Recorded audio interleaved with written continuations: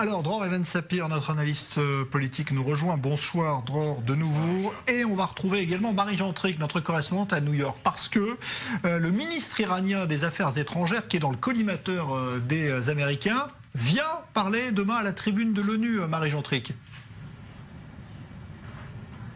Exactement, donc on va dire que le motif officiel de sa venue aux États-Unis, c'est un motif diplomatique, puisque comme vous l'avez dit, eh bien demain il va faire partie de cette grande conférence qui a lieu à l'ONU, une conférence sur le développement durable qui va aborder les grands défis d'ici 2030, notamment la pauvreté, la faim dans le monde, les conflits internationaux, le réchauffement climatique, les inégalités. Donc une conférence très onusienne avec de nombreux représentants internationaux qui seront sur place.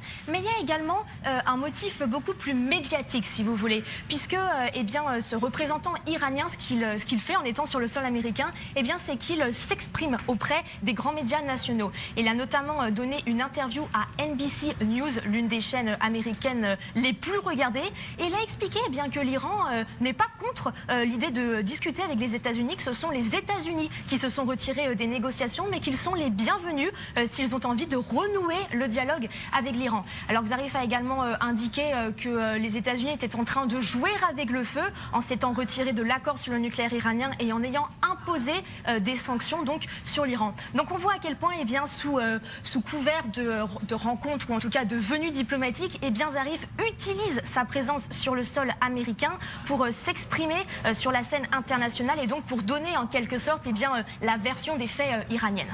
Alors justement, ce déplacement à New York s'effectue cette fois sous de nouvelles conditions très restrictives, hein, Marie, que lui impose désormais le département d'État américain.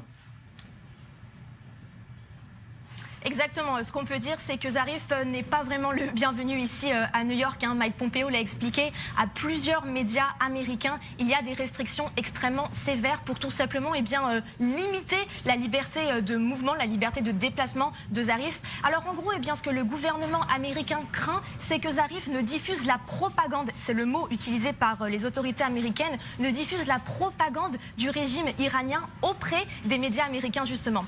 Donc c'est pour cela qu'il a seulement le droit de se rendre à 4 endroits: l'aéroport de JFK, l'aéroport de Kennedy, le plus grand dans la ville de New York, les Nations Unies, l'ambassade iranienne et la résidence de l'ambassadeur iranien. Autant vous dire donc que le périmètre est extrêmement restreint.